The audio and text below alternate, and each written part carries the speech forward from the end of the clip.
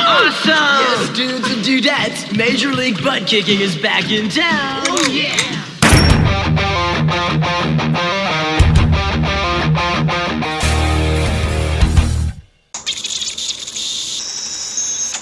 Hello friends, my name is Stevie Cade and welcome to Film Trigger. In this video, I have a very special movie review, a movie that I've grown up with.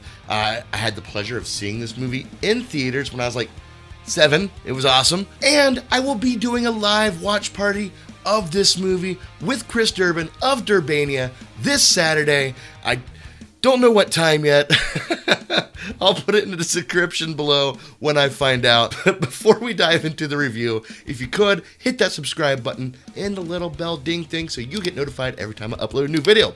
All right, without further ado, let's review 1990s Teenage Mutant Ninja Turtles. Oh, yeah!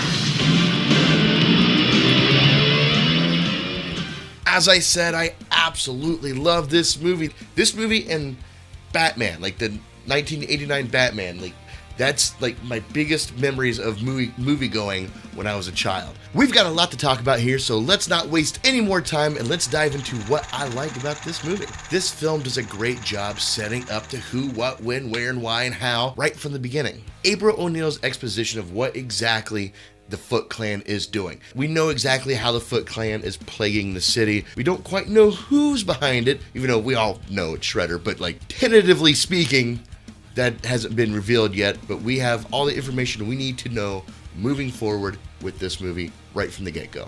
It sets everything up perfectly so we can actually spend more time with character development, which is one of the many things that this movie has going for it, is great character development. That's because this movie was beautifully written, like organically. It's simplistic. The story unfolds in a very natural way. Well, as natural as you can get with 4 Teenage Mutant Ninja Turtles. And kudos to the writing team for having the integrity to pull this off. They could have went for the low-hanging fruit here and just did the, let's get this kids movie out and sell the toys and make money and do a quick cash grab. No, there is integrity behind the writing and, well, all aspects of the storytelling of this movie. They had a great grasp of how to execute this very odd situation that we have here in a fairly realistic way. Like, I believe I'm watching Turtles. I believe I'm watching 4 teenage brothers going out into the world for the first time to fight crime. And there's a galaxy of memorable moments, jokes, and emotions that make you forget you're watching these people in foam rubber suits, which is why I find myself being very emotionally connected with the story. Simplicity is best. And a huge shout out to the director Steve Barron for telling the story this way. Everything's just very well balanced. I'm not taking too far one direction or another. Essentially, this movie was almost like a perfect storm of, cast and crew. Everything from the cinematography to make these foam rubber turtles actually look real. Like they're sweating. They sweat in this movie. If you have a rubber suit, make it look wet and it looks more realistic. I mean, look at Freddy Krueger. Like, Freddy looks wet. Wouldn't want to touch him. Looks icky. Looks real. I can imagine the texture of that. The same applies to the Turtles here. And that's all because of the incredible team of Jim Henson's studios. These suits look amazing. These are still some of the best looking Turtles that we've had in the entire franchise. Even the set designs are that of also integrity. There's a lot of integrity going on in this film. They could have went for a cool, aesthetically pleasing set, but they didn't. They went for a very realistic sewer. Like, everything looks gross and dirty and wet and moist and just like my first apartment. You get what I'm saying though. Like, I believe this is the only film out of all the films that doesn't have the Turtles home base looking like somewhere I would want my clubhouse to be. No, this place looks like the sewer in fucking New York. And I also believe this element to be a very silent part of the Turtles' development. It doesn't have to be fully explained why the Turtles want to go above ground, besides, working on their ninja skills. They probably just don't want to be down there anymore. And it shows that the Turtles are not from a place of privilege. They have no expectations of being accepted by society.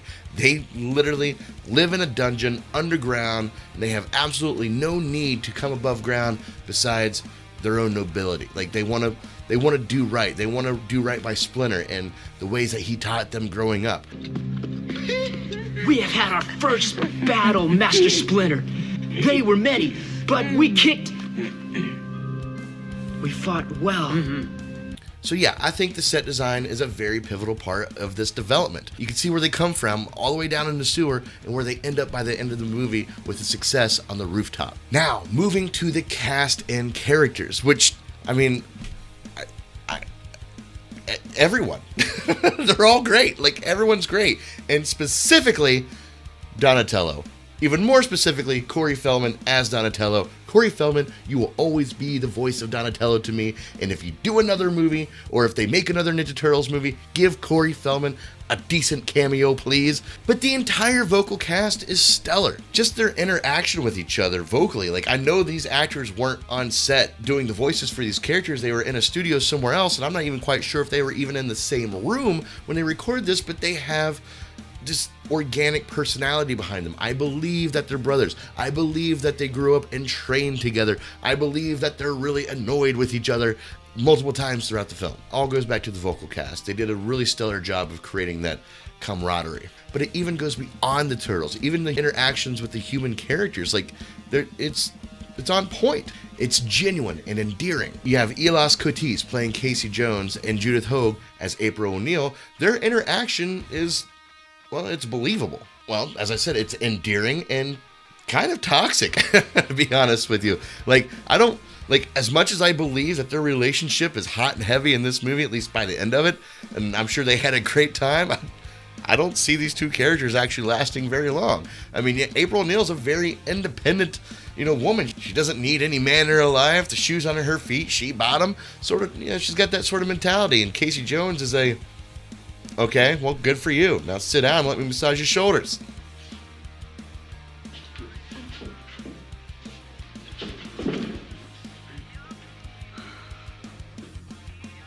It's not a love at first sight sort of situation. This is as I said, hot and heavy romantic fling, pretty much, that we get to witness the beginning of and watch these two opposite forces come together for this brief moment. And I think I think that's a genuine way to show a relationship in a movie. So good job for not going for the easy way out and say, oh, they're going to love each other and spend the rest of their life. That goes back to the writers. They did a good job creating a very modern relationship. Every main character in this movie has solid development and they're not wasted. Like, for example, you have Chief Stearns and his feud with April O'Neil, which plays off later when April's boss, Pennington, his kid, gets in trouble with the law, but he's also wrapped up in the foot, and Chief Stearns uses this as leverage against April to have her shut up or get fired, which she gets fired. The point is, all these connections make sense. Characters aren't just put in here just for filler. Everything has a purpose. Now, Splinter, this guy, he has some true lessons he's teaching here. Like, this is very, very intense stuff, especially when it comes to Raphael. There's that one scene when Raphael went out, into the city and watched the movie Critters or whatnot, and he comes back and Splinter sets him down and talks to him in a very genuine way that not only explains how Raphael is different from his brothers, but also explains, even though Raph has this darkness inside of him, how he could use that with his brothers. I actually believe that's one of the greatest scenes in this film when it comes to showcasing what Splinter has to offer. It's not a copy and paste sensei and student moment. No, it has love and fear behind it. For you choose to face this enemy alone, but as you face it, do not forget them, and do not forget me. Which brings me to Raphael, because he's actually the heart of this movie.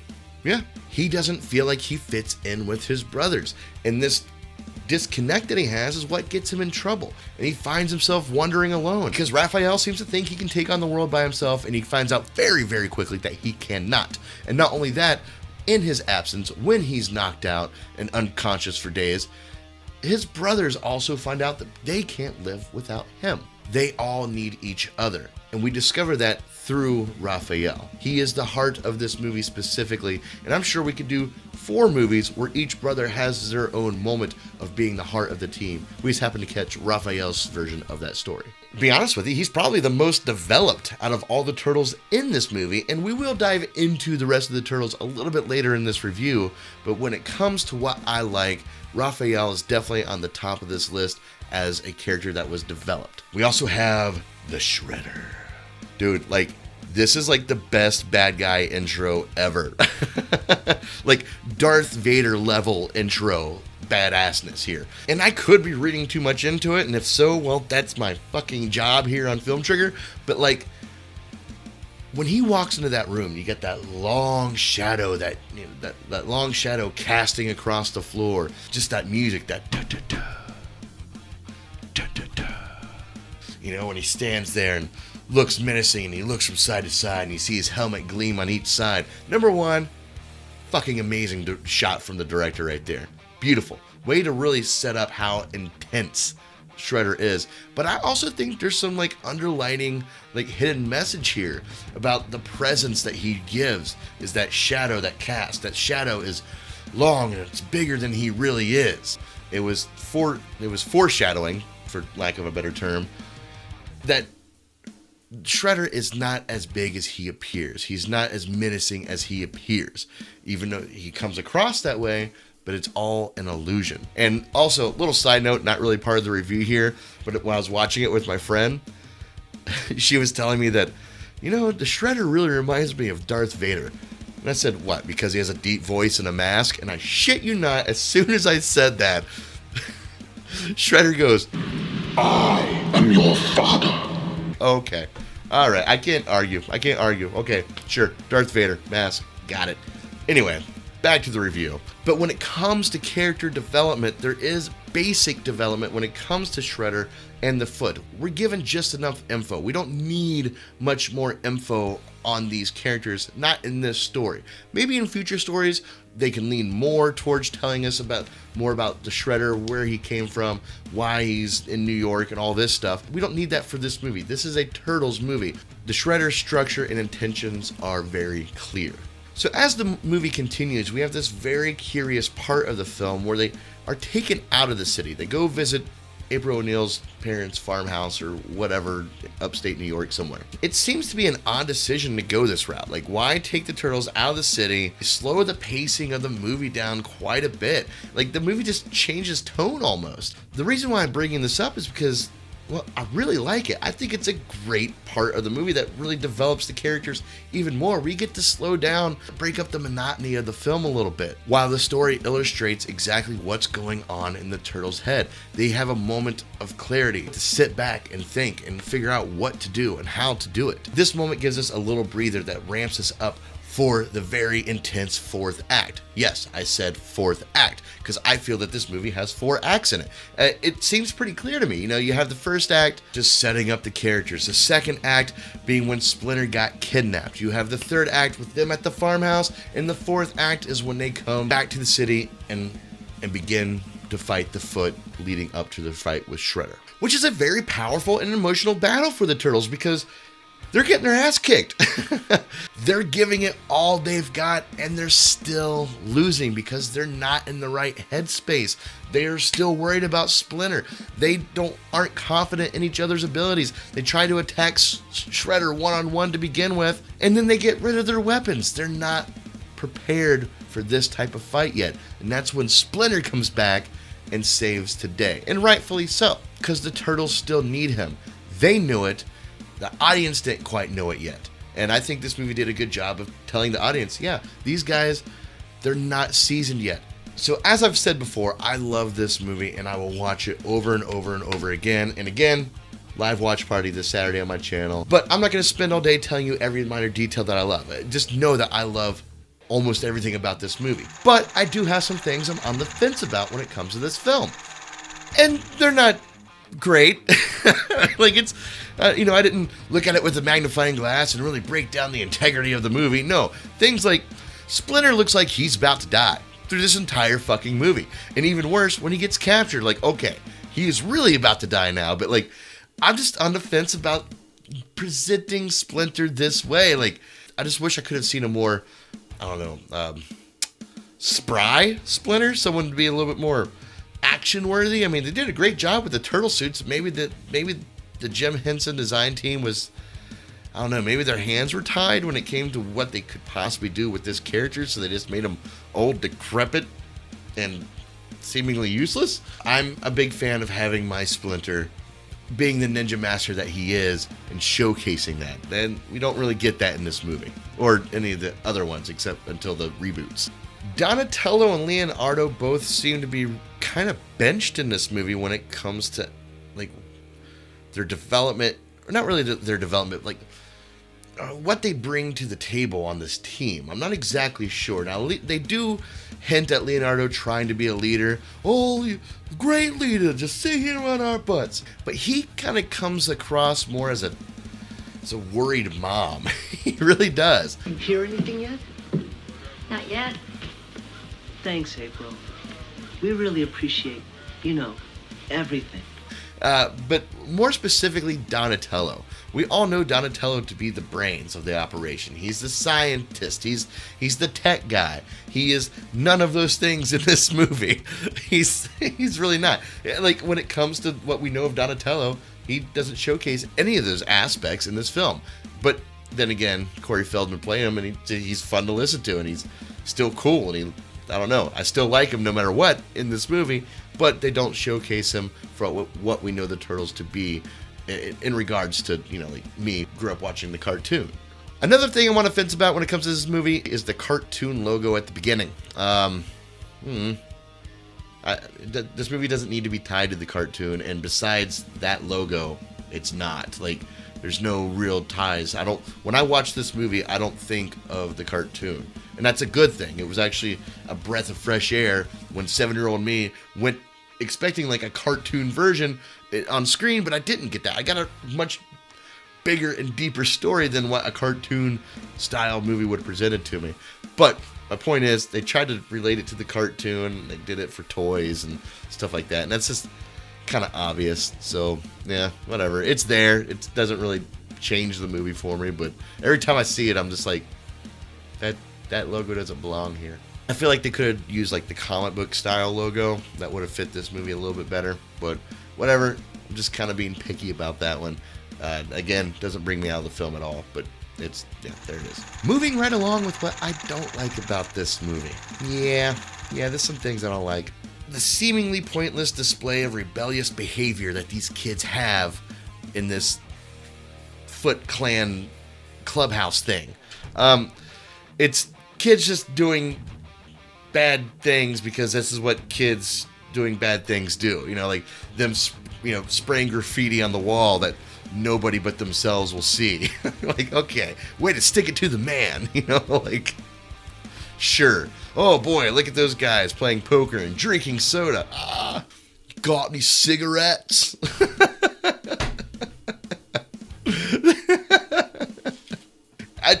I mean, it's just silly. The whole thing just comes across as silly.